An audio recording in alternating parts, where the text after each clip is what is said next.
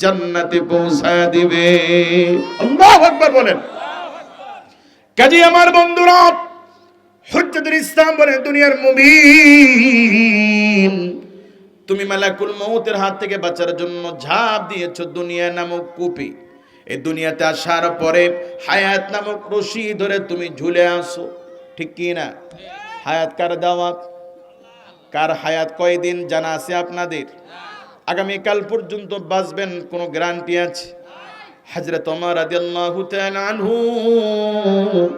অভাবে পড়ে তিনি অর্থমন্ত্রী আবু উবাইদা ইবনুল জাররার কাছে চিঠি লিখলেন, আরে আবু উবাইদা, আমার চলতে কষ্ট হচ্ছে, যদি 2টা মাসের অগ্রিম বেতন দিতা উপকার হতো। খলিফাতুল মুসলিমিন 2 মাসের কি চান? অগ্রিম বেতন চান। হযরত আবু উবাইদা ইবনুল জাররার চিঠির অপর পৃষ্ঠে লিখে দিলেন, খলিফাতুল মুসলিমিন, বেয়াদবি মাফ করুন, আমার পক্ষে 2 মাসের বেতন কেন 1 মাসের অগ্রিম বেতন দেওয়া সম্ভব নয়। তবে হ্যাঁ, 2টা শর্ত যদি আপনি পূরণ করতে পারেন তাহলে আমি বেতন দিতে পারি অগ্রিম। বেতন শর্ত কয়টা? 1 নম্বর শর্ত হলো, ও খলিফাতুল মুসলিমিন, আগামী 2 মাস আপনি বাঁচবেন, হায়াতের গ্যারান্টি আপনার দেওয়া লাগবে। হতে তো পারে আগামীকাল আপনি মারা যেতে পারেন, তাহলে কিসের ভিত্তিতে 2 মাসের অগ্রিম বেতন আমি আপনাকে দিব? সুবহানাল্লাহ বলেন। আর 2 নম্বর শর্ত হলো, যদি আপনি বেঁচেও থাকেন আগামী 2 মাস, এদেশের জনগণ আপনাকে ক্ষমতায় রাখবে, তারও গ্যারান্টি দেওয়া লাগবে। হতে পারে দেশের নাগরিক আগামীকাল আপনাকে ক্ষমতার থেকে নামায় দিবে, কাজে যদি আগামীকাল ক্ষমতার থেকে নামায় যান তাহলে 2টা মাসের অগ্রিম বেতন কিসের ভিত্তিতে আপনাকে দিব? সুবহানাল্লাহ বলেন। কাজে হায়াতের গ্যারান্টি আমাদের কেউ দিতে পারবো? আগামীকাল বাঁচবেন কোনো গ্যারান্টি আছে? কাজে আমার বন্ধুরা, আমার ভাইয়েরা, হায়াত নামক রশি ধরে আমরা ঝুলে আছি।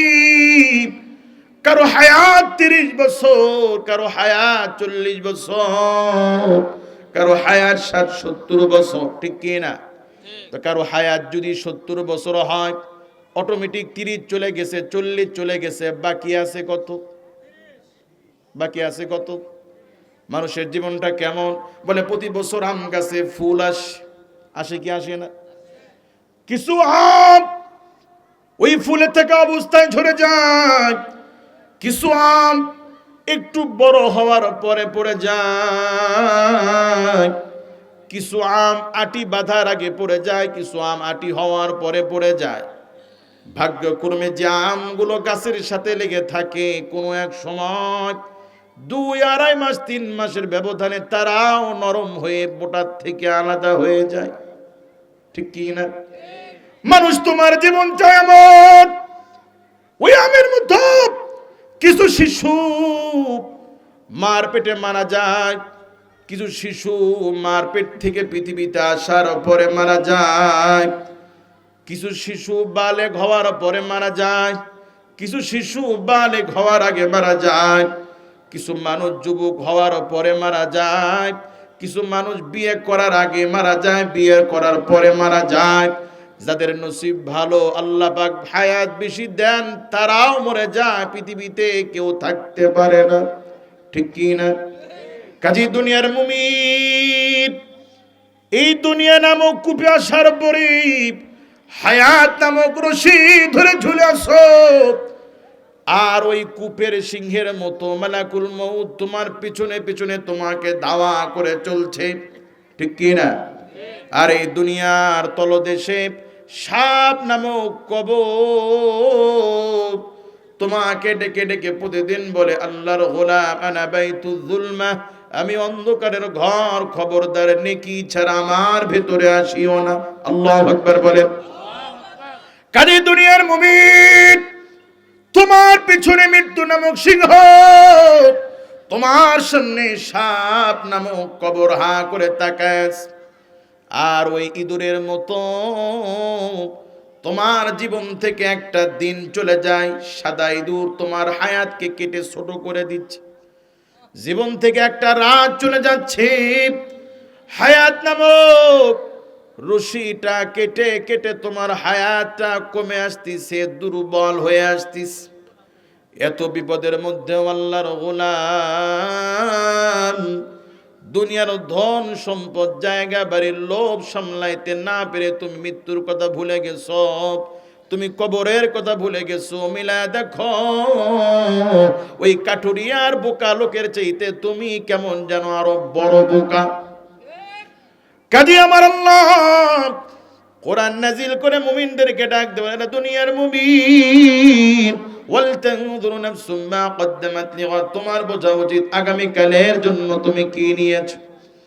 এই পৃথিবীতে কত মানুষ মৃত্যুর আগে বিছানায় পড়ে থাকলে 5 দিন 10 দিন যখন জবান বন্ধ, খাওয়া দাওয়া বন্ধ, বাড়ি ভর্তি আত্মীয় স্বজন, ছেলে মেয়ে, তখন এই মানুষের মৃত্যু কামনা করে যে মরলেই বাড়িটা ফাঁকা হয়, ঠিক মতো ঘুমাইতে পারি। কথা বলেন। কাজী মুমিন স্বার্থের দুনিয়ায় তোমার ছেলেকে জমি একটু কম দিয়ে দেখো, বাজারে গিয়ে গল্প করবে ও কিসের বাপ, ও মানুষের জাতি না। কথা বলেন। দিন শেষে তোমাকে মন খারাপ করে পৃথিবীর থেকে যাওয়া লাগবে, কেউ কারো আপন না। তুমি যখন পৃথিবীতে আসছিলা তখন তোমার ডান কানে আজান, বাম কানে একামত দেওয়া হয়েছিল, কোনো নামাজ ছিল না, ঠিক কি না? আবার যখন তুমি মারা যাবা কোনো আজান একামত নাই, শুধুমাত্র 2 রাকাত, শুধুমাত্র জানাজার 4 তাকবীরের সাথে তোমার জানাজার নামাজ হবে। জীবনে প্রথম যখন আসছিলা আজান একামত শুনেছিলা, জীবনের শেষ দিন তোমার জন্য কোনো আজান আর একামত হবে না, শুধু নামাজ হবে। শুধু কি হবে? তার মানে হলো মাগরিবের আজান থেকে মাগরিবের নামাজের যতটুকু সময় মুমিন, তোমার জীবনটাও তার চেয়ে ছোট। তার চেয়ে কি করবা এত কোটি টাকা কামায়া, কি করবা হারাম কামায়া? তুমি মরে গেলে কবরে তো টাকা নিতে পারবা না, টাকা তো তোমাকে বাঁচাইতে পারবে না। কথা বলেন। কাজী আল্লাহ আদর করে বোঝাচ্ছেন মুমিন, ওয়াল তানজুরু নাফসুন, মুমিন তোমার বোঝা উচিত তুমি তোমার আগামী কালের জন্য কি নিয়েছো। টাকার ভাগ সবাই নিবে, তোমার বাড়ির ভাগ সবাই নিবে, কিন্তু তুমি যে নামাজ পড়ো না, এই নামাজের শাস্তির ভাগ ছেলে মেয়ে বউ বাচ্চা কেউ নিবে না, কেউ। হাসরের মাঠে বিবি কাছে যে বলবে, স্বামী গো বিপদে পড়েছি, একটা নেকি কি আপনার ভাগ থেকে আমাকে দিবেন? হাদিস সাক্ষী, স্বামী সেদিন বিপদে পড়ে অস্বীকার করবে, আমি তো বিয়াই করি নাই। নাউজুবিল্লাহ বলেন।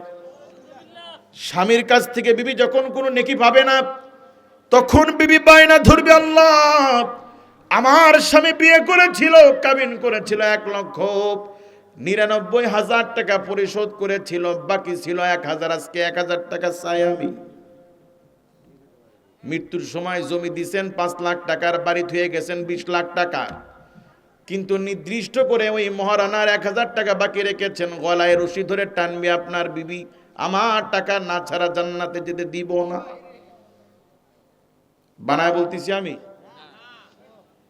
এই পৃথিবীতে 4 জন 5 জন চোর ডাকাত চুরি করার সময়, ডাকাতি করার সময় তারা গলায় গলায় পীড়িত, খুব বন্ধু, কিন্তু এদের মধ্যে যদি 2 জন ধরা পড়ে যায়, এই 2 জন বাকিদের তখন হয়ে যায় শত্রু। কি হয়ে যায়? কাজে এই পৃথিবীতে যারা আপনার আপন, আপনার ছেলে মেয়ে, আপনার বউ বাচ্চা, এরাই আপনার জন্য পরকালে কাল হয়ে দাঁড়াবে।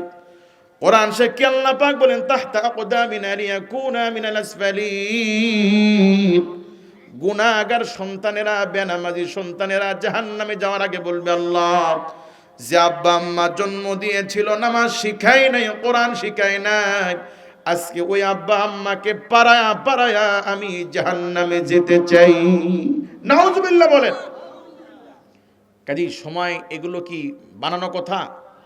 পরকালে বিশ্বাস করি তো আমরা। কাজে আল্লাহ পাক বলেন, ওয়াল তানজুরু নাফসুন, তোমার বোঝা উচিত তুমি কি নিয়েছো। কাজে আমরা পরকালে ফিকির করবো ইনশাআল্লাহ, পরকালে চিন্তা করবো ইনশাআল্লাহ। আমাদের ময় মুরব্বীরা পৃথিবীতে কেউ থাকতে পেরেছে? আপনারা পারবেন? কাজে কি নিয়েছেন? আল্লাহ না করুন এখন যদি মারা যান, আগামীকাল মাটি হবে, থাকবেন কবরে, ঘরে 20টা চার্জার ফ্যান থাকুক, কেউ বলবে আরে বেচারার ঘরে 20টা চার্জার ফ্যান আছে, একটা ফ্যান কবরে দিয়ে দাও, দিবে? ঘরে 20টা কম্বল আছে, কেউ বলবে এই ঠান্ডার রাত্রে লোকটা মারা গেছে, 20টা কম্বল পরে আছে, দাও একটা কম্বল কবরে দিয়ে আসো, দিবে? কাজে আল্লাহ পাক বলেন ওয়াল তানজুরু নাফসুন, তোমার বোঝা উচিত মা কদ্দামাত লিগাদ, আগামীকালের জন্য কি নিয়েছো। কাজে আমরা পরকালে চিন্তা করব ইনশাআল্লাহ। হযরত ওমর রাদিয়াল্লাহু তাআলা আনহু সফরে বের হয়েছেন, তো মরুভূমির ভেতরে এক রাখাল অনেকগুলো ছাগল চড়াচ্ছে। কাছে গিয়ে বললেন, আব্বা, বাবা রাখাল, আমি মুসাফির, আমি পথিক, অনেক দূর থেকে আসছি, খুব ক্লান্ত তৃষ্ণার্ত, বাবা আমাকে এক গ্লাস দুধ দেওয়া যায়, খুব উপকার হতো। রাখাল বলে, পথিক তোমাকে তো চিনি না, আসলে তোমাকে এক গ্লাস কেন, তার চেয়ে বেশি দিতে পারলে আমার ভালো লাগতো, কিন্তু আমি তোমাকে এক গ্লাস কেন, এক ফোঁটাও দিতে পারবো না। কেন পারবো না? কারণ এগুলোর মালিক আমি না, আমি রাখাল, আমি দেখাশোনা করি, এগুলোর মালিক হচ্ছে আমার মনিব, যার কাছে আমি চাকরি করি। হযরত ওমর রাদিয়াল্লাহু আনহু আশ্চর্য হয়ে গেলেন, এতটুকু বালক, কি আমানতদারিতা, কি সততা। তো পরীক্ষা করার জন্য বলছে, আব্বা, বাবা রাখাল, এক কাজ করলে কেমন হয়? বলে কি? কয় যে একটা ছাগল আমার কাছে বিক্রি করো, আমি দ্বিগুণ দাম দিব, তাহলে তোমারও লাভ আমারও লাভ। বলে কেমনি? বলে আমি ক্ষুধার্ত মানুষ, ছাগল কিনে নিয়ে খাইতে পারবো, আর তুমি টাকাটা তোমার পকেটে লুকায় রেখে দিও, তোমার মালিক বুঝবেন না, তো তোমারও লাভ হলো আমারও লাভ হলো। তো রাখাল বড় বড় চোখ বের করে ওমর রাদিয়াল্লাহু তাআলা আনহুকে বলেন, বেটা পথিক, আমাকে চুরি শিখাও। শোনো, মালিক আমাকে এত বিশ্বাস করেন, আমি একটা কেন 2-3টা ছাগল বিক্রি করেও যদি বলি বাগে খেয়ে ফেলছে, মালিক বিশ্বাস করবেন। মালিক কি? কিন্তু হাসরের মাঠে আল্লাহ রাব্বুল আলামিনের সামনে যখন দাঁড়াবো, আল্লাহ পাকের সামনে দাঁড়ানোর পরে আল্লাহ পাক যদি আমাকে চোর বলে ডাক দেন, সেদিন আমি আমার এই চোরের চেহারা নিয়ে আমার মালিকের সামনে কেমনে দাঁড়াবো? কাজী আমানুত্তাকুল্লাহ, আমি আল্লাহকে ভয় করি, দুনিয়ার কেউ না দেখুক, আল্লাহ পাক দেখছেন। কাজী ভাই, আমাদেরকে মৃত্যুর প্রস্তুতি নেওয়া দরকার আছে কি নাই? আছে কি নাই? বাদশা হারুন ইবনে রশিদ এবং তার স্ত্রী জুবাইদা দুজনে ঘুরতে বের হয়েছে। তো ঘুরতে ঘুরতে নদীর পাশে গিয়ে দেখে এক আল্লাহর ওলি ছিল, মাহজুব, পাগল ধরনের, নাম বাহলুল রহমতুল্লাহি আলাই। কি নাম? বাদশা জিজ্ঞেস করে, বাহলুল তুমি কি করো? বাহলুল জবাব দেয়, বাদশা মহোদয়, আমি এই বালির ভেতরে কাঠি দিয়ে বালির উপরে ঘর বানাই, ঘর আঁকি, আর এই ঘর আমি বিক্রি করি। ঘর আঁকায় আঁকায় আল্লাহর ওলি কি করেন। কয় টাকা তোমার ঘরের দাম? কত? বলে 1 টাকা 1 পয়সা। তো বাদশার স্ত্রী জুবাইদা পাগলকে খুশি করার জন্য টাকা দিয়ে বলছে, নাও তোমাকে টাকা দিলাম, ঘর আমি কিনে নিলাম। মৌখিকভাবে ঘর বেচা বিক্রি হয়ে গেল, শুধুমাত্র পাগলকে সন্তুষ্ট করা, পাগলকে কি করা। এরপরে তারা ফেরত চলে গেলেন। রাতের বেলা ঘুমিয়ে আছেন, হঠাৎ বাদশা হারুন ইবনে রশিদ স্বপ্নে দেখি তিনি ইন্তিকাল করেছেন, তিনি মারা গিয়েছেন, হাসরের মাঠ কায়েম হয়েছে, তার জন্য সিদ্ধান্ত হয়েছে তাকে জাহান্নামে নিয়ে যাও। ফেরেশতারা যখন হারুন ইবনে রশিদকে যখন জাহান্নামের দিকে নিয়ে যাবে, হারুন ইবনে রশিদ স্বপ্নে দেখে তখন তিনি সামনের দিকে দৌড়াচ্ছেন পলানোর জন্য। দৌড়াইতে দৌড়াইতে গিয়ে দেখে সামনে বিশাল একটা অট্টালিকা, একটা জান্নাত দেখা যায়। এই বাড়ির নাম জুবাইদা ভিলা, অর্থাৎ তার স্ত্রীর নামে। তো হারুন ইবনে রশিদ যখন দৌড় দিয়ে ওই বাড়িতে ঢুকতে চাবে, দ্বার রক্ষীরা বলে, বাড়ির মালিক জুবাইদা তুমি নও, তোমাকে ঢুকতে দেওয়া হবে না। স্বপ্নের ভিতরে হারুন ইবনে রশিদ জিজ্ঞেস করেন, ব্যাপার কি? আমার ঘরে থেকে আমার সাথে সংসার করে জুবাইদা জান্নাত পেল, আমি কেন পেলাম না? কারণ কি? স্বপ্নে দেখে তাকে বলা হচ্ছে, গত রাত্রে আল্লাহর ওলি বাহলুলের কাছ থেকে গতকালকে যে ঘর কিনেছিল জুবাইদা, এটা সেই বাড়ি, এটা সেই জান্নাত। সুবহানাল্লাহ বলে। স্বপ্ন দেখার পরে যখন ঘুম ভেঙে গেল, হারুন ইবনে রশিদ অনেকগুলো টাকা পয়সা নিয়ে দৌড় দিয়ে চলে গেলেন সেই জায়গায়। গিয়ে দেখে আল্লাহর ওলি বাহলুল আজও তিনি কাঠি দিয়ে ঘর আঁকতেছেন। বাহলুল কি করো? বলে আমার কাম কি, এই তো ঘর বানায় আর বেশি। বলে বাহালুল, আমি আজকে অনেক টাকা পয়সা নিয়ে আসছি, অনেক অর্থ নিয়ে আসছি তোমার ঘর কেনার জন্য।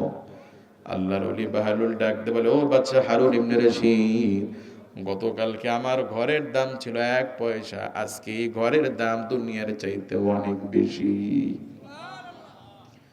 কাজী আজকে আপনার জন্য নামাজের সুযোগ আছে, আপনি নামাজের গুরুত্ব দিচ্ছেন না, কিন্তু এমন একদিন আসবে যেদিন দেখবেন নামাজের এত দাম, হাজার চেষ্টা করবেন নামাজ পড়ার জন্য, পড়তে পারবেন না, পড়লেও কোনো নেকি পাবেন না। নেকি কাজে নামাজ শুরু করবো ইনশাআল্লাহ।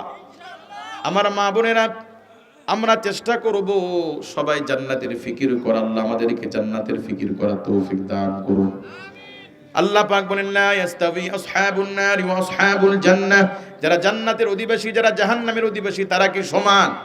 আল্লাহ বলেন, না, আসহাবুল জান্নাতি হুমুল ফাইজুন, দুনিয়াতে যারা জান্নাতি হয়ে বিদায় নিবে, কবরে যাবে, তারাই সফল, তারাই কি জীবনে শিক্ষা করতে পারেন নাই, অসুবিধা নাই। জীবনের টাকার মালিক হতে পারেন নাই, অসুবিধা নাই। জীবনে বড় কিছু করতে পারেন নাই, ভালো বিয়ে করতে পারেন নাই, অসুবিধা নাই। জীবনে যত ঠকেন কোনো অসুবিধা নাই, কিন্তু কেউ যদি আল্লাহর জান্নাতকে হারায় ফেলেন, জান্নাতে যদি না যেতে পারেন, এই ব্যক্তির মতো ঠকা লোক, এই ব্যক্তির মতো আফসোসকারী লোক পৃথিবীতে কেউ নাই। দুনিয়াতে কিছুই পান নাই, জান্নাতি মানুষ হয়ে যদি মরতে পারেন, আপনার চাইতে সফল পৃথিবীতে আর কেউ নাই।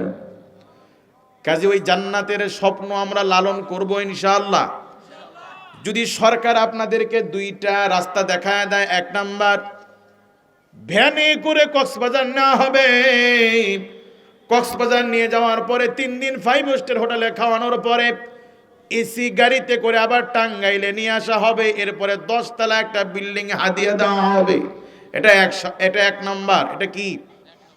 আর 2 নাম্বার অফশোর, এসি গাড়িতে করে নিয়ে যাওয়া হবে, 3 দিন কক্সবাজারে ভালো মন্দ খাওয়ানোর পরে গাড়ি শুদ্ধা পানিতে চুবে মারা হবে। এসি গাড়িতে গিয়ে মরবেন না, ভ্যানে করে যে ফিরে এসে 10 তলার মালিক হবেন। আসলে তাই করবেন। আল্লাহর শপথ, হায়াতি জীবনের এই সময় যদি আল্লাহর রাস্তায় ইনভেস্ট করেন, আল্লাহ যত কষ্ট হোক আর হারাম খাবো না, নামাজ ছাড়বো না, আল্লাহ যে কোনো মূল্যে আমি জান্নাত চাই, মাত্র তো 50 বছর, বিনিময়ে আল্লাহ পাক জান্নাত দান করবেন অনন্তকালের। কি নাই জান্নাতে? বলে পৃথিবীতে মানুষ চায় টাকার মালিক হতে, মানুষ চায় বড় বিল্ডিং এর মালিক হতে, মানুষ চায় সুন্দর বউ পেতে, আল্লাহ পাক জান্নাতে কি রাখে নাই? ছোট জান্নাত আল্লাহ পাক যাকে দিবেন, ওই ছোট জান্নাতের আয়তন 7 আসমান জমিনের চাইতেও অনেক বেশি বড় হবে। কাজেই সেই জান্নাতে যাওয়ার লোভ আমাদের দিলের রাখা দরকার আছে কি নাই?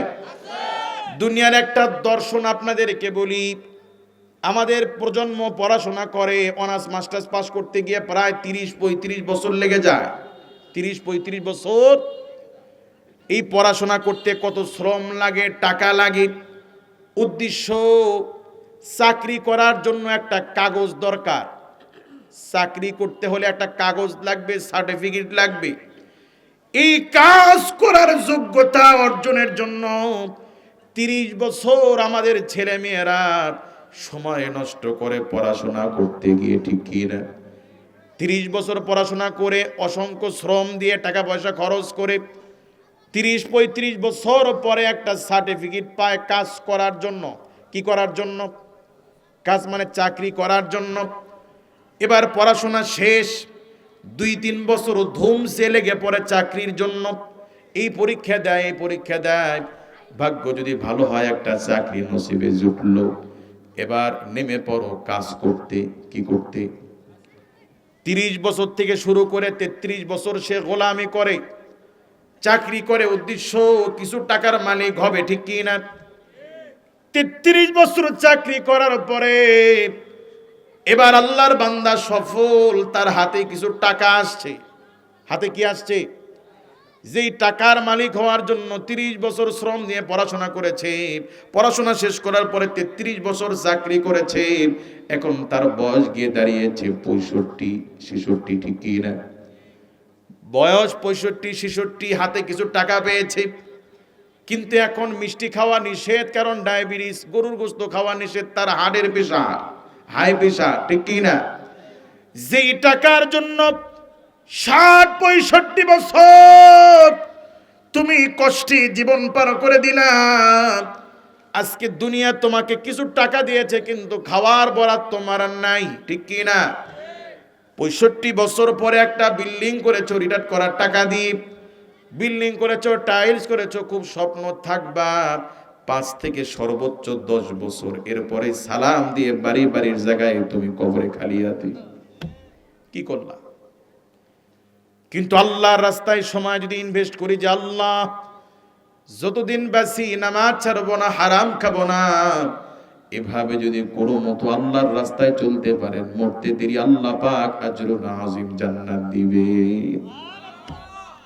ওই জান্নাতের কোনো মেয়াদ নাই, 100 বছর 200 বছর কোনো মেয়াদ নাই, আজীবন থাকবেন, যা খুশি খাবেন, সুবহানাল্লাহ। কাজে ওই জান্নাতের লোভ লালসা আমাদের জন্য গ্রহণ করা দরকার আছে কি নাই? পরকালের ফিকির করব ইনশাআল্লাহ। আল্লাহ নবী সাল্লাল্লাহু আলাইহি ওয়াসাল্লাম বলেন, যেই মুমিন মিসওয়াক করে ওযু করে নামাজ পড়বে, আল্লাহ পাক তার জন্য, আল্লাহ পাক নামাজের সওয়াবকে 70 গুণ বাড়িয়ে দিবে। মিসওয়াক করলে নামাজের সওয়াব বাড়বে কয় গুণ? জোরে বলেন কয় গুণ? যদি সওয়াব না হয়ে টাকা দেওয়া হতো, এই গাছগুলোর কোনো ডাল থাকতো না, মানুষ কেটে কেটে মিসওয়াক বানায় ফেলতো, ঠিক কি না? এটা টাকা না হয়ে সওয়াব, এই জন্য নেওয়ার লোক নাই। আজ থেকে আমরা যারা জান্নাতে যেতে চাই, জান্নাতে যাওয়ার আশায় শুধু চেষ্টা করব কেমনে নেকি কাজ করা যাবে। কাজে আজ থেকে সবাই মিসওয়াক বানাবো ইনশাআল্লাহ, পারবো ইনশাআল্লাহ। 2 নম্বরে আল্লাহ নবী বলেন, যেই মুমিন ওযু করার পরে কালিমায়ে শাহাদাত পাঠ করবে নিয়মিত, আল্লাহ পাকের রাসূল বলেন এই মুমিনের ইন্তিকালের পরে আল্লাহ পাক তার জন্য জান্নাতের 8টা দরজা আল্লাহ পাক খুলে দিবে। তাহলে ওযুর আগে কি, ওযুর পরে কি? আমার এই কথা কেউ গুরুত্ব দিচ্ছেন, কেউ গুরুত্ব দিচ্ছেন না। এখন যদি কেউ এসে বলে কারো কলা পাতা লাগবে, কলা পাতা কেউ নেবে, কিন্তু এখানে যদি তাবারক দেওয়া হতো, কোনো প্লেট নাই, এক পাতিল খিচুড়ি আসছে, কিছু লোকের কাছে প্লেট আছে আর বাকিদের কাছে প্লেট নাই, তাহলে হুমড়ি খেয়ে দৌড়ে আসতো, আমার 2টা কলা পাতা দাও, ঠিক কি না? কাজেই যার যেই জিনিসের প্রয়োজন তাকে বলা লাগে না, সে নিজে আগ্রহ করে নিয়ে যাবে। যে জিনিসের প্রয়োজন নাই সে দিতে চাইলেও নিবে না। আল্লাহ পাক নেকি দিতে চান, আমরা নিতে চাই না, কারণ আমরা জান্নাতের কোনো আকাঙ্ক্ষা আমাদের ভেতরেই নাই। কথা বলেন? এত হুজুর, এত আম্বিয়া আলাইহিমুস সালাম নামাজের কথা বলে আমরা গুরুত্ব দিই না, আমরা গুরুত্ব দিই না, ঠিক কি না? এত বুঝাইও ফজরের সময় মসজিদে নেওয়া যায় না। ডাক্তার যদি পরীক্ষা করে বলে আপনার আয়ু আছে আর সর্বোচ্চ 3 মাস, ডায়াবেটিসের যে অবস্থা, যদি বাঁচতে চান আগামীকাল থেকে 2 ঘন্টা করে হাঁটা লাগবে। যে ব্যক্তিকে ফজরের সময় লাত্তি দিয়ে তোলা যায় না, এই বান্দা এখন ঘড়ি অ্যালার্ম দিয়ে রাখে 2 ঘন্টা হাঁটার জন্য। সুদ খেও না, এটা হারাম, ঘুষ খেও না, হারাম, গুরুত্ব নাই। ডাক্তার বলেছে ডায়াবেটিসের অবস্থা মারাত্মক, মিষ্টি খাওয়া যাবে না, ফ্রিজ ভর্তি মিষ্টি, বিআই সাহেব সাথে, বিআই সাহেব একটা খান, টাঙ্গাইলের সমসম পোড়াবাড়ির একটা খান, বলে বিআই দোয়াও চাই, মাপও চাই, একটা মিষ্টিও আমার পক্ষে খাওয়া সম্ভব নয়, ঠিক কি না? ওই ডাক্তারের কথা সত্যও হতে পারে, মিথ্যাও হতে পারে, কিন্তু ঈমান কত মজবুত, খাইলে ক্ষতি হবে এই জন্য খায় না। কিন্তু নামাজ না পড়লে গুনাহ কোনো গুরুত্ব নাই, সুদ খেলে গুনাহ কোনো গুরুত্ব নাই, আসলে ঈমানটাই তো নাই। কথা বলেন? সাহাবায়ে কেরাম যেভাবে ঈমান এনেছেন আমরা তো ওইভাবে ঈমান আনি নাই। মানুষ যে জিনিস সহজে পায় ওই জিনিসের কদর বোঝে না। ঈমান আনতে গিয়ে সাহাবায়ে কেরামের মতো বাড়িঘর ছাড়া লাগে নাই, শহীদ হওয়া লাগে নাই, রক্ত দেওয়া লাগে নাই, তেজ্য পুত্র হওয়া লাগে নাই। এই জন্য আমরা ঈমানের কদর বুঝি না, ঠিক কি না? কাজে আমার বন্ধুরা, আজ থেকে আমরা ওযুর আগে মিসওয়াক আর ওযুর পরে কি? কালেমায়ে শাহাদাত। কালেমায়ে আল্লাহর নবী বলেন, যেই মুমিন 5 ওয়াক্ত ফরজ নামাজের পরে কোরআনের শ্রেষ্ঠ আয়াত আয়াতুল কুরসি একবার করে পাঠ করবে, নবী আমার বলেন এই ব্যক্তির জন্য আল্লাহ পাক এই ব্যক্তির মাঝে আর জান্নাতের মাঝে বাধা রেখেছেন মৃত্যু। মৃত্যুর পরে আল্লাহ পাক কবরে জান্নাতের নাজ নিয়ামত দিবেন। তাহলে 3টা আমলের কথা বলছি। কয়টা? 1 নাম্বার, নবী বলছেন আমার উম্মতের কষ্ট না হলে এটা আমি ওয়াজিব করে দিতাম। কি করে দিতেন? আজ থেকে মিসওয়াক করবো ইনশাআল্লাহ। বলে নামাজের সওয়াব বাড়বে কয় গুণ? মনে করুন এশারের নামাজ পড়ছেন, নেকি হয়েছে 1000, যদি মিসওয়াক করতেন তাহলে সওয়াব বেড়ে হইতো 70000। নেকির দরকার আছে তো আপনাদের? তাহলে সবাই মিসওয়াক করবো ইনশাআল্লাহ। যাদের নেকি দরকার, যারা জান্নাতে যাওয়ার ইচ্ছা রাখেন, যাদের ভেতরে জান্নাতের লোভ আছে, আজ থেকে মিসওয়াক ছাড়বো না ইনশাআল্লাহ। ওযুর পরে কি? কালেমায়ে শাহাদাত।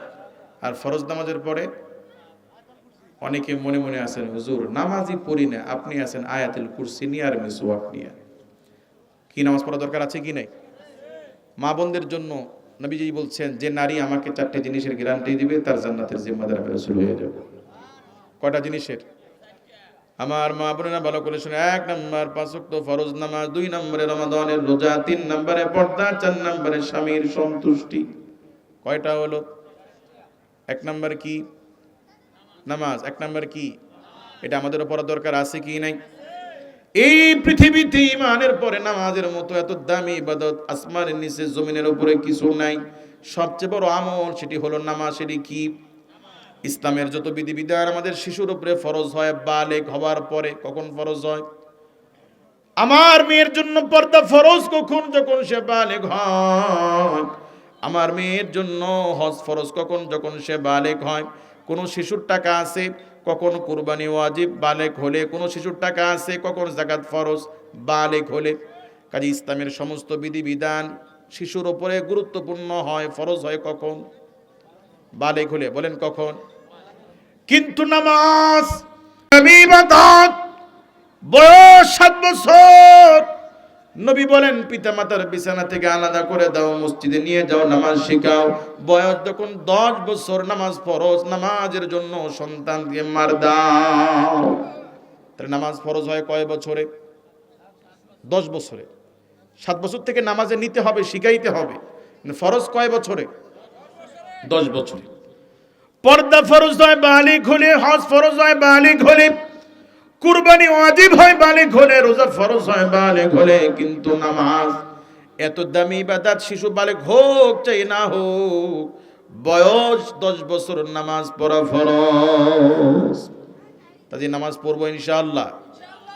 আল্লাহ পাক রোজার মাসালা দিয়েছেন আইয়ামান মা'দুদাত, মান কানা মিনকুম মারিদান আও আলা সাফারিন ফাইদ্দাতুম মিন আইয়ামিন উখরা। আল্লাহ পাক বলেন রমজান মাসে কেউ যদি মুসাফির অবস্থায় থাকে, অসুস্থ অবস্থায় থাকে, আইয়ামিন উখরা, তাহলে সে পরবর্তীতে আদায় করবে। সামনে রোজা, কেউ যদি অসুস্থ হন, জ্বর হয়, রোজা রাখতে কষ্ট হয়, ওষুধ খাওয়া লাগবে, অসুবিধা নাই, আল্লাহ রুখসাত দিয়েছেন, পরে কাজা করবেন। পরে কি করবেন? কিন্তু কোন ব্যক্তি যদি এমন হয় 100 বছরের বুড়া, বিছানায় পড়া রোগী, প্যারালাইসিসের রোগী, তিনি রমাদানেও পারবে না, পরেও পারবে না। ঠিক কি না?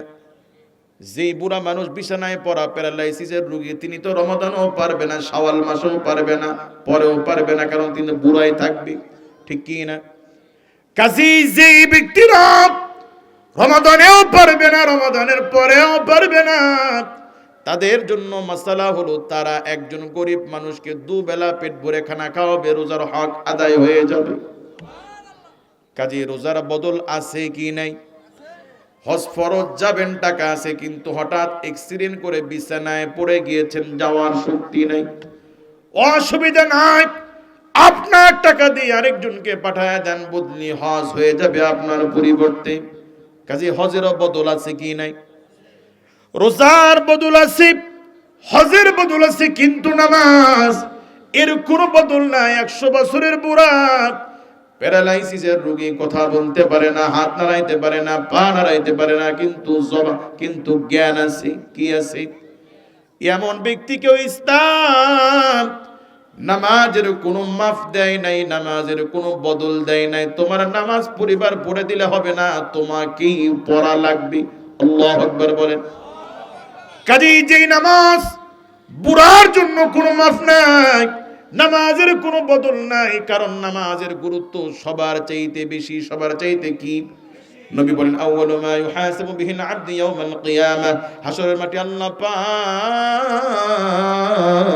মুমিনের প্রথম যে জিনিসের হিসাব নেবেন সেটি হলো মুমিনের নামাজ। মুমিনের কি? কাজে নামাজ পড়বো তো ইনশাআল্লাহ, পারবো ইনশাআল্লাহ। ভাই, পৃথিবীর একটা নিকৃষ্ট প্রাণী কুকুর।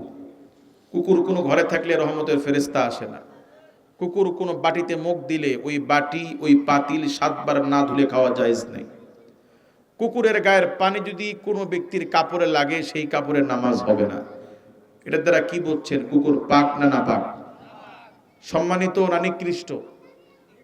এই নিকৃষ্ট প্রাণী কুকুরকে যদি 5 দিন 6 দিন পর পর পোড়া ভাত, হাড্ডি, নষ্ট ভাত এগুলো কুকুরে খাইতে দেন, দেখবেন কুকুর আপনার এই খানা খেয়ে আপনার বাড়ির দারোয়ানের ডিউটি পালন করবে। শীতের ভিতরে আপনি ঘুমান পরিবার নিয়ে, কুকুর ঘুমায় না। কুকুর চিন্তা করে এবারের মালিক আমাকে জায়গা দিয়েছে, খাবার দিয়েছে, আশ্রয় দিয়েছে। ও সারা রাত জেগে থাকে। আপনি বাজারে গেলে রাস্তা আগায় দেয়। আপনি বাজার থেকে আসতেছেন, দেখা মাত্র কুকুর কাছে গিয়ে লেজ লাড়ায় লাড়ায় কি সুন্দর আদর করে আপনাকে স্বাগত জানায় বাড়িতে নিয়ে আসে। কথা বলেন। পৃথিবীর নিকৃষ্ট প্রাণী কুকুর আপনার দেওয়া পোড়া ভাত, পচা ভাত, হাড় হাড্ডি এগুলো খেয়ে যদি আপনার গোলামি করতে পারে, আল্লাহ পাক হাত দিয়ে কি ভুল করছেন? পা দিয়ে ভুল করছেন? জবান দিয়ে ভুল করছেন? পৃথিবীতে বহু মানুষ আছে হাত নেই, বহু মানুষ আছে জবান নেই, বহু মানুষ আছে চোখে দেখে না, বহু মানুষ আছে কানে শোনে না। আল্লাহ পাক ওদেরকে দেয় নাই যাতে করে সুস্থ মানুষরা একটু শিক্ষা লাভ করে যে আল্লাহ চাইলে আমাকেও এমন বানাইতে পারত। তো যে আল্লাহ পাক এত কিছু দিলেন, সে আল্লাহর জন্য যদি নামাজ পড়তে না পারি, তো দেখতে কেমন যেন আমি তো কুকুরের চেয়ে আরো খারাপ হয়ে যাই। কাজে নামাজ পড়া দরকার আছে না নাই? পড়বেন ইনশাআল্লাহ। আমি শুরুতে যে কথা বলছিলাম ভূমিকাতে, যে আমার মতো আরো 2000 হুজুর নিয়ে এসে বছরে 365 দিন নামাজের বয়ান করলে শুধু শাস্তির কথা শুনবেন আর ফজিলতের কথা শুনবেন, সবাই নামাজ শুরু করবে না। সবাই শুরু করবে কালকে যদি হাসিনা সরকার আইন পাশ করে যে আজান হওয়ার পরে কোনো মুসলমান দোকানে বাড়ি ঘরে থাকলে সুনির্দিষ্ট তথ্য পাওয়া গেলে 5000 টাকা জরিমানা, নগদে পিঠের উপরে 5টা বাড়ি, জাতি সোজা। ওয়াজ আছে, শাসন নেই, সব জানে, মানি না। এই জন্য শুরুর কথা আবার মনে করে দিচ্ছি, শাসন লাগবে। হুজুরের বয়ানে আপনার ছেলে নামাজি হবে না, হুজুরের বয়ানে আপনার মেয়ে পর্দা করতে চাবে না, কিন্তু আপনাকে লাঠি নিতে হবে যে আমার ঘরে থাকতে হলে পর্দা করে থাকতে হবে, আমার ঘরে থাকতে হলে নামাজ পড়েই থাকতে হবে। আপনি লাঠি হাতে নেন, দেখবেন পরিবার সোজা। পারবো ইনশাআল্লাহ। আমরা তো এমন আব্বার সন্তান, ইসমাইল আলাইহিস সালাতু ওয়াস সালাম আব্বা, মিল্লাতা আবিকুম ইব্রাহিম ওয়া সাম্মাকুমুল মুসলিমিন। কি আমাদের আব্বা না? আমাদের আব্বা শুধু স্বপ্নে দেখছে, ইন্নী আরা ফিল মানামি আন্নী আযবাহুকা ফানজুর মাযা তারা। মিনা বাজারে ছেলেকে নিয়ে বলছে, আব্বারে আমি স্বপ্নে দেখেছি যে আল্লাহ পাক আমাকে নির্দেশ দিয়েছেন তোমাকে জবাই করার জন্য, আমি স্বপ্নে দেখেছি তোমাকে জবাই করছি। বেটা, নবীদের স্বপ্নটা ওহী, যে আল্লাহ পাক চাচ্ছেন তোমাকে যেন আমি কুরবানি করি, তো আল্লাহর খুশির জন্য আমি তোমাকে জবাই করব, তুমি কি বলো? বাপের ছেলেও কেমন বলে, আব্বা ক্বালা ইয়া আবাতি ফাআল মা তুমার। আব্বা, আল্লাহ আপনাকে যা আদেশ করেছেন পালন করেন, ইনশাআল্লাহ আমাকে ধৈর্যশীলদের মধ্যে পাবেন। আল্লাহর খলিল বলতে পারতেন না আল্লাহ আমাকে নিয়ে নেন, আল্লাহ আমার মাসুম বাচ্চাকে নিয়েন না? বলতে পারতেন কিনা? আল্লাহ চেয়েছেন, আল্লাহ চেয়েছেন, তার কোনো কথা নাই। ছেলের গলায় ছুরি ধরছে। তো আমাদের আব্বা যদি আল্লাহর খুশির জন্য ছেলের গলায় ছুরি চালায়, আমরা কি আল্লাহর খুশির জন্য ছুরি না একটু চর থাপ্পড়, একটু হুমকি ধামকি বাচ্চাদেরকে দিতে পারবো না? যে আব্বারা সন্তানদেরকে একটু শাসন করবেন, বিবিকে একটু শাসন করবেন, ওরা একটু রাগ করবে, ওরা একটু মান অভিমান করবে, কিন্তু আপনি যত বুড়া হবেন আল্লাহ পাক আপনার মর্যাদা সম্মান ওদের কাছে তত বেশি বাড়ায় দিবে। কাজে আমরা আল্লাহর জন্য একটু শাসন করব ইনশাআল্লাহ। ছেলে দিয়েছেন কে? টাকা দিয়ে কিনেছেন? যদি আল্লাহ শর্ত দিতেন 5 লাখ টাকা মসজিদে দান করলে আমি একটা করে সন্তান দিব, তাহলে মানুষ সন্তান নেওয়ার জন্য 5 লাখ টাকা হলেও মসজিদে দেওয়ার চেষ্টা করত, দিত কিনা? কাজে টাকা ছাড়া সন্তান দিয়েছেন, এই জন্য সন্তানের দাম বুঝতেছেন না। মাটির নিচে পানি রাখছে কে? এই পানি যদি কিনে খাওয়া লাগতো, বর্তমান বাজারে আধা লিটার পানির দাম 20 টাকা। কত? এই 20 টাকা দরে পানি যদি কিনে খেয়ে গোসল দেওয়া লাগতো, পানি কিনে রান্না করা লাগতো, পানি কিনে বাথরুমে যাওয়া লাগতো, তাহলে ফকির হয়ে যাইতেন, তাও পানি কিনতে পারতেন না। এই জন্য পানি ফ্রি করছেন কে? মোবাইলে টাকা আছে, কথা আছে, টাকা নাই, কথা নাই। জবান দিয়ে কথা বলি, কোনো টাকা লাগে? ফ্রি করে দিছেন কে? তো যে আল্লাহ পানি ফ্রি দিলেন, অক্সিজেন ফ্রি দিলেন, জবান ফ্রি দিলেন, মিয়া এই আল্লাহর জন্য যদি নামাজ পড়তে না পারি তো কুত্তার চেয়ে আমি বড় খারাপ। কাজে আজ থেকে নামাজ শুরু করবো ইনশাআল্লাহ। 2 নাম্বার, মা বোনরা রোজা রাখবেন। 3 নম্বরে পর্দা। 3 নম্বরে কি? পর্দা করা মুস্তাহাব। পর্দা করা মুস্তাহাব, সুন্নাত। জানেন আপনারা এটা? ফতোয়া কিন্তু আপনারা দিচ্ছেন ফরজ।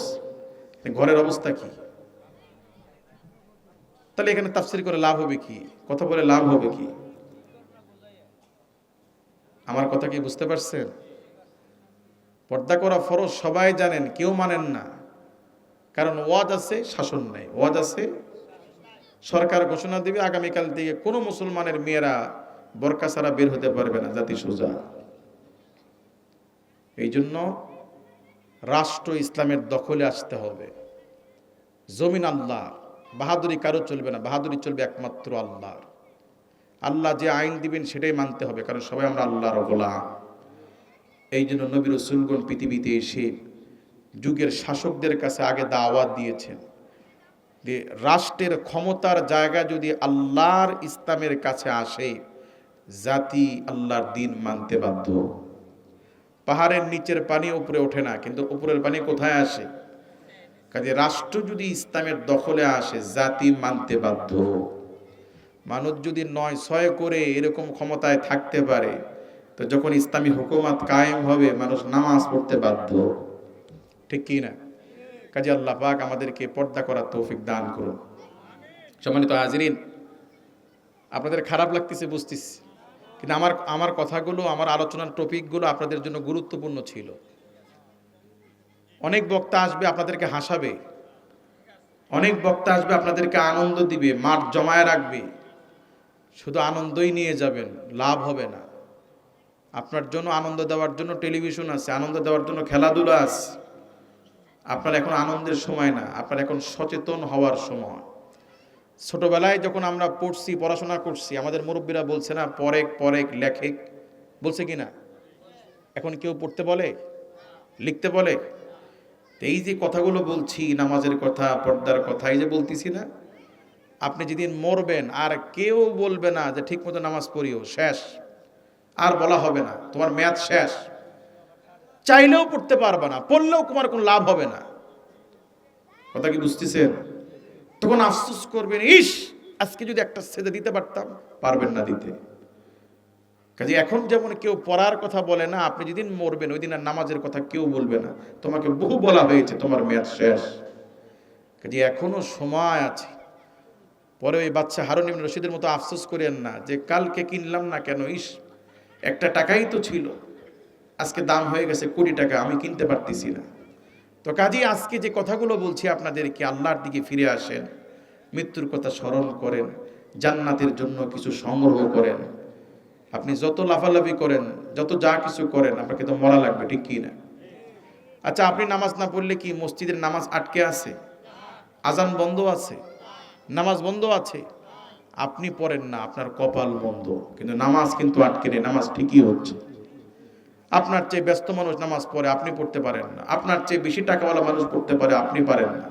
প্রধানমন্ত্রী নামাজ পড়ে, এত দায়িত্ব, এত ক্ষমতা, উনি যদি আল্লাহকে সেজদা দিতে পারে, আপনি পারেন না কেন? আপনার কপাল বন্ধ, ঠিক কি না? কাজে আজ থেকে আমরা আল্লাহর দ্বীনের দিকে একটু ফিরবো ইনশাআল্লাহ। মৃত্যুর কথা স্মরণ করে নেকি নেওয়ার চেষ্টা করবো ইনশাআল্লাহ। স্ত্রীদেরকে পর্দায় রাখবেন ইনশাআল্লাহ। পর্দা এবং শেষ নাম্বার বলে আমি দোয়ার দিকে যাচ্ছি ইনশাআল্লাহ। পর্দা করা কি ফরজ করেছেন কে? নিশ্চয় এটার ভেতরে কোনো রহস্য আছে কি নাই? আল্লাহ পর্দা কেন করতে বললেন? এই পৃথিবীতে কচ্ছপ থাকে পানিতে, কোথায়? আর ডিম পারে শুকনায়। ডিম পারে কোথায়? কচ্ছপ দূর থেকে ওই ডিমের দিকে তাকায়া থাকে আর বারবার খেয়াল করে কেউ আমাকে মারার জন্য আসে কিনা, কারণ তার তো নিরাপত্তা দরকার। দূর থেকে ডিমের দিকে তাকায়া থাকে। কচ্ছপের আলোক রশ্মিতে চোখের পাওয়ারে ডিমে তা হয়ে ডিমে থেকে বাচ্চা বের হয়ে আসে। মুরগি কেমনে বাচ্চা দেয়? ডিমের ওপরে বসে থাকে। পাখি কেমনে বাচ্চা দেয়? ডিমের ওপরে বসে তা দেয়। কিন্তু কচ্ছপ মুরগির মতো হাঁসের মতো বসে থাকে না, ও দূর থেকে চোখ দিয়ে তাকায় থাকে। চোখের আলোক রশ্মিতে ডিমে তা হয়ে ডিমে বাচ্চা ফুটে বের হয়ে আসে। আচ্ছা, কচ্ছপের চোখের পাওয়ার বেশি না মানুষের চোখের পাওয়ার বেশি? হ্যাঁ, মানুষের চোখের পাওয়ার বেশি। এটা অনেকে বুঝে বলছেন, অনেকে না বুঝে বলছেন। আল্লাহ নবী বলেন, মানুষের বদ নজর এত মারাত্মক, মানুষের বদ নজরে মানুষের গাছের ফল নষ্ট হতে পারে, মানুষের বদ নজরে গরুর দুধ দেওয়া বন্ধ হয়ে যেতে পারে, মানুষের বদ নজরে বাচ্চা অসুস্থ হয়ে যেতে পারে, মানুষের বদ নজরে আল্লাহ নবী বলেন মানুষ অসুস্থ হয়ে মরেও যেতে পারে, কবরেও যেতে পারে। মানুষের বদ নজর এত মারাত্মক, এত কি? এই জন্য নবী বলছেন, সুন্দর যে কোনো কিছু দেখলে তোমরা বলবে মাশা। এটা বললে আর বদ নজর লাগবে না। এটা বললে কি? তাহলে একটা মানুষ গরুর দিকে বলছে, আরে কত দুধ দেয় রে, বাস যে গরু কালকে দুধ দিছে 5 লিটার, আজকে আদেশেরও বের হয় না, বদ নজর লাগছে। কি লাগছে? হাই রে কত আম ধরছে রে, বাস এই গাছের ফল নষ্ট হওয়ার জন্য এতটুকুই যথেষ্ট। যে নারকেল গাছে আগে অনেক ডাব ধরতো, এখন 2টা 3টাও আসে না, কেন? বদ নজর লাগছে। কি লাগছে? আচ্ছা বলেন তো, মানুষ যখন গাছের দিকে তাকায় কোনো খারাপ উদ্দেশ্য ছিল? গাছের দিকে তাকানোর সময় খারাপ উদ্দেশ্য ছিল না, তাতেই যদি গাছের ফল নষ্ট হয়, তো মানুষ যখন পর স্ত্রীর দিকে তাকায় নিয়ত খুব ভালো থাকে না খারাপ থাকে? কাজে মানুষের বদ নজরে গাছের ফল নষ্ট হতে পারে, গরুর ওলানের দুধ দেওয়া বন্ধ হতে পারে। তো আপনার স্ত্রীর দিকে যখন পর পুরুষের কুদৃষ্টি পড়বে, তখন এই মার রেহেমের উপর একটা পর্দা পড়ে যায়। ফলশ্রুতিতে এই মার সন্তানগুলো যেগুলো হয়, এগুলো হয় ঘাটতেরা, বেয়াদব, ডানে বললে বামে দৌড়ায়। কথা কি বুঝতেছেন? সন্তান কি আমাদের পেটে আসে না মায়েদের পেটে আসে?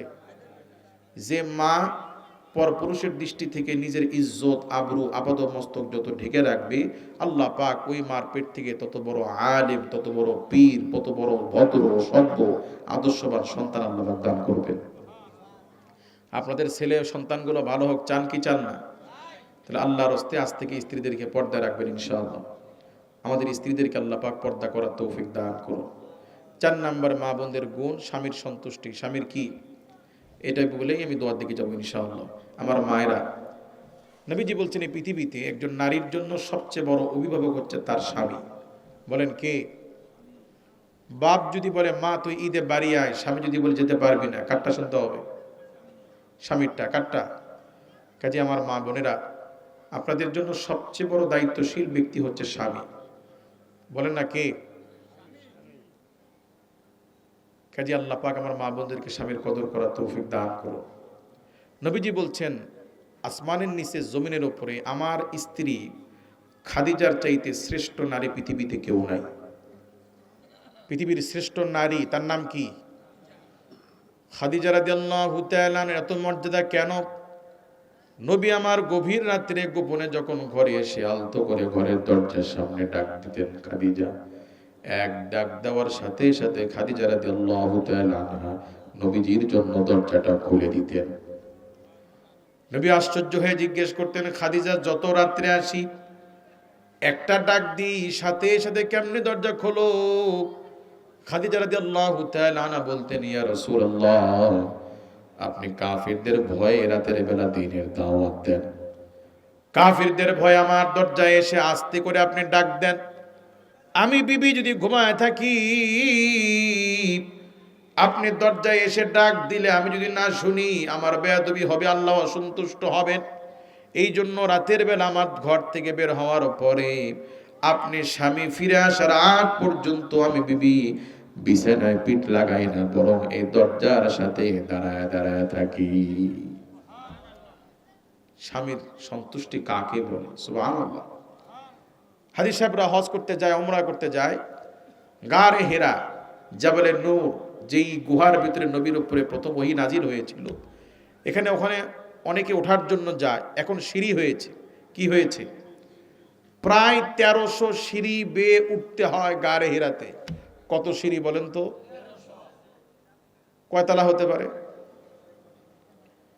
1500 বছর পরে এসে সিঁড়ি হয়েছে। মানুষ কয়েকবার পানি খায়, দম নেয়, হাঁপায় যায়, এরপরে আস্তে আস্তে ওঠে। 1500 বছর আগে সিঁড়ি ছিল না। বিবি খাদিজা তার স্বামীর জন্য 40 ঊর্ধ্ব একজন স্ত্রী স্বামীর জন্য খাবার নিয়ে পাহাড়ে পৌঁছে দিয়ে আসতেন। জিবরাইল আলাইহিস সালাম বলতেন, ইয়া রাসূলুল্লাহ, একটু পরে আপনার জীবন সঙ্গিনী খাদিজা রাদিয়াল্লাহু তাআলা আনহা খাবার নিয়ে আসবেন। উনি আসলে বলবেন, স্বয়ং আল্লাহ নিজে সালাম দিয়েছে, আমি জিবরাইলও সালাম দিয়েছি, আমার সালামটাও তার কাছে পৌঁছায়া দিবেন। সুবহানাল্লাহ বলবেন না? কত মর্যাদাশীল নারী হলে আল্লাহ পাক নিজে তাকে সালাম দেন। সুবহানাল্লাহ বলেন। নবী হওয়ার পরে পাহাড়ে উঠেছেন না, নবী হওয়ার আগে থেকেই ওখানে ধ্যানমগ্ন থাকতেন? নবী হওয়ার পরে উঠছেন না আগে থেকে থাকতেন? আগে থেকেই তো ধ্যানমগ্ন থাকতেন, ঠিক কি না? স্ত্রী বলতে পারতো না, মুহাম্মদ আপনাকে বিয়ে করেছি ভালো কথা, আপনি গরিব ছিলেন, আমার অনেক সম্পত্তি ছিল, সব দিয়েছি ভালো কথা, কিন্তু এইসব ঢং ঢং বাদ দেন, আমার পক্ষে আপনার জন্য এই খাবার নিয়ে এত উপরে ওঠা সম্ভব না, বসবেন ভালো কথা, আসে নিজে বাড়ি থেকে খাইয়ে যাবেন। পারতেন কি না? স্বামীর সন্তুষ্টি, স্বামীর সন্তুষ্টি। নিজে কষ্ট করে করে বয়স্ক একজন স্ত্রী তার স্বামীর জন্য খাবার নিয়ে দিয়ে আসতেন। এমনি শ্রেষ্ঠ নারী না। কাজে আল্লাহ পাক আমার মা বোনদেরকে স্বামীর কদর করার, ইজ্জত করার তৌফিক দান করুন। অনেকে মনে মনে খুশি হচ্ছে, যাক ভালোই হচ্ছে, এই মাহফিল শেষ হওয়ার পরে বাড়ি গিয়ে বলবো যে আমার হাত পা টিপে দাও। কি আপনাদেরও দায়িত্ব আছে কি নাই? আপনাদের দায়িত্ব হচ্ছে স্ত্রীদেরকে ভালোবাসা, স্ত্রীদেরকে কি করা। নবী বলছেন, কোন ব্যক্তি ভালো কি মন্দ এটার সার্টিফিকেট দিবে তার বউ। সমাজের মানুষ বলে ভালো, বউ বলে খারাপ, আল্লাহর কাছেও খারাপ। সমাজের মানুষ বলে খারাপ, বউ বলে ভালো, আল্লাহর কাছেও ভালো। কাজে আপনি ভালো কি মন্দ সার্টিফিকেট দিবে কে? স্ত্রী দিবে। কে দিবে? এই জন্য আপনাদের দায়িত্ব হচ্ছে স্ত্রীকে ভালোবাসা। বাসবেন তো ইনশাআল্লাহ? হুজুর বাসি তো, ডালে লবণ বেশি হলেও পিড়ায়। এটা ভালোবাসা? এটা কি ভালোবাসা? স্ত্রীদেরকে ভুলেও মারবেন না, মেরে স্ত্রীদেরকে সোজা করতে পারবেন না। আল্লাহ পাক স্ত্রীদেরকে স্বামীর বাম পাজরের বাঁকা হাড় দিয়ে তৈরি করছেন, বেশি চাপ দিলে এটা ভেঙে যাবে। এক মুরব্বী চাচা গাড়ির ভিতরে বসছে সিটে, তো পাশের সিটে এক যুবক ছেলে সিগারেট ধরিয়েছে। তো মুরব্বী রেগে গেছে, এই বেটা তোর বাপের নাম কিরে, বাড়ি ঘরে কই? মুরব্বী মানুষ না, সিগারেট ফালা সিগারেট। যুবক কয়, চাচা চেতেন না, দেখেন উপরে কি লেখা আছে। উপরে লেখা আছে, কোনো অভিযোগ থাকলে ড্রাইভারকে বলো, কোন অভিযোগ থাকলে সামনে যান, লেকচার বন্ধ করেন, সামনে যান। মুরব্বীর সামনে এসে এবার ড্রাইভারে ছাড়া শুরু করছে। হ্যাঁ ড্রাইভার, গাড়ি থামা, কি যাত্রী তুলছোস? ময় মুরব্বী মানে না সিগারেট খায়, নামায়। আরে ড্রাইভার হাত দিয়ে ইশারা দেয়, উপরে তাকায়। উপরে লেখা আছে, চলন্ত অবস্থায় ড্রাইভারের সাথে কথা বলা নিষেধ। চিল্লায় কোনো লাভ হলো? মুরব্বী মন খারাপ করে সে আগের জায়গায় বসছে। ফলাফল কি? আচ্ছা না চিল্লায় যদি ভালোভাবে বলতো, আব্বা এটা ফালায় দাও, আব্বা আমার কষ্ট হচ্ছে, এটা ঠিক না, ফালাইতো কি না? কাজী ধমক দিয়ে মেরে ধরে মানুষকে সোজা করা যায় না।